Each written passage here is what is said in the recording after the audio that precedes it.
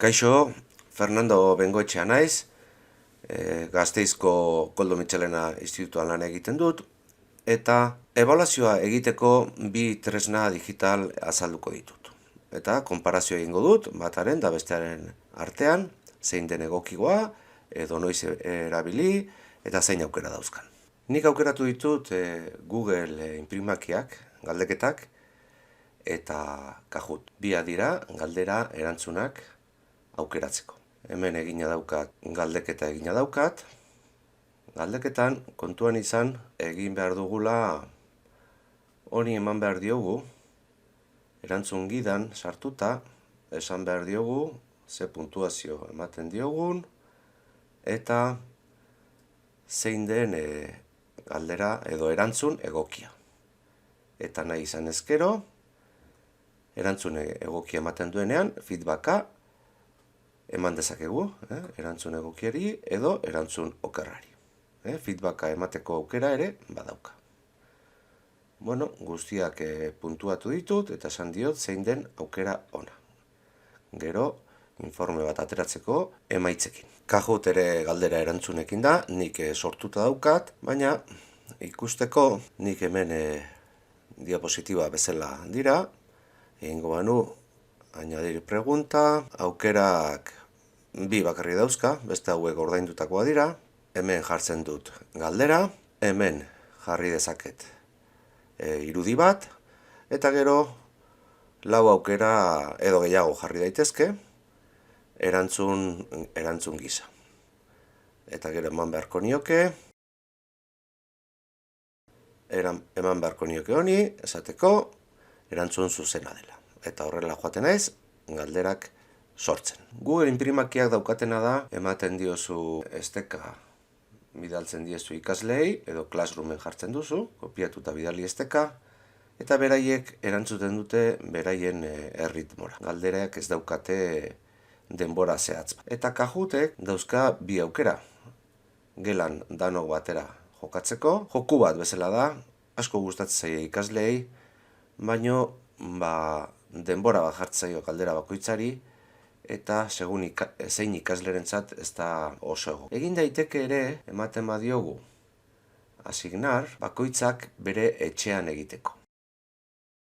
Hemen esaten diogu, noiz egin dezaketen, denbora zehazten dugu, sortu, eta ikaslei bidaliko ginike estekau.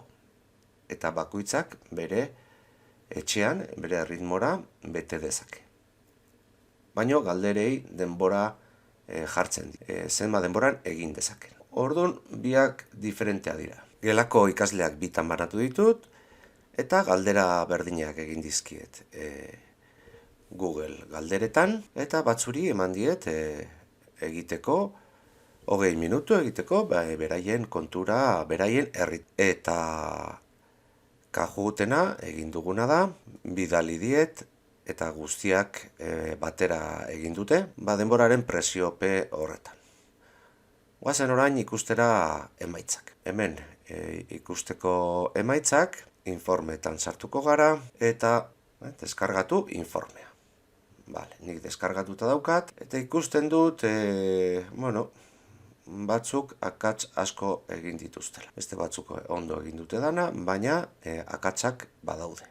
Hemen deskargatutakoan kalkulo horrian, estelean, ikus daiteke, galdera bakoitzean, nola egin duten, eta orokorra hemen ikusten du. Google inprimakietan, egingo duguna da, erantzunetan, kalkulu horria ateratzeko esan, eta kalkulu horrian agertzen zaizkigu emaitza. Orduan, hemen ikusten dut, galderek erantzun hobeak izan dituztela. Bakoitzak bere erritmoan egin du, eta lasaiago pentsatzeko eduki dute. Orduan, konparatzea bietan, alde batetik Kahootekin asko animatzen dira, ze joku bat bezalaxe da, eta musika batekin, eta dana batera, baina hor denbora gutxian egiteko gai dena, ondo ateratzen da, baina beste batzuk bere erritmoan behar dute, eta ez da hain erreza beraientzat.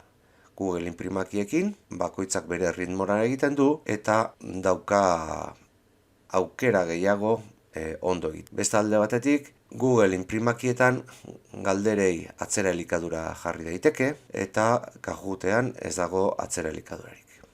Emaitzak aztertzeko antzekoa dira. Biak informe bat ematen dute, kalkulu horri bat. Aukera, hori momentuaren arabera izan daiteke errepasoetarako nik erabiliko nuke Kahoot-a eta benetako ebaluazioetarako igual nahiago dut Google inprimakiak.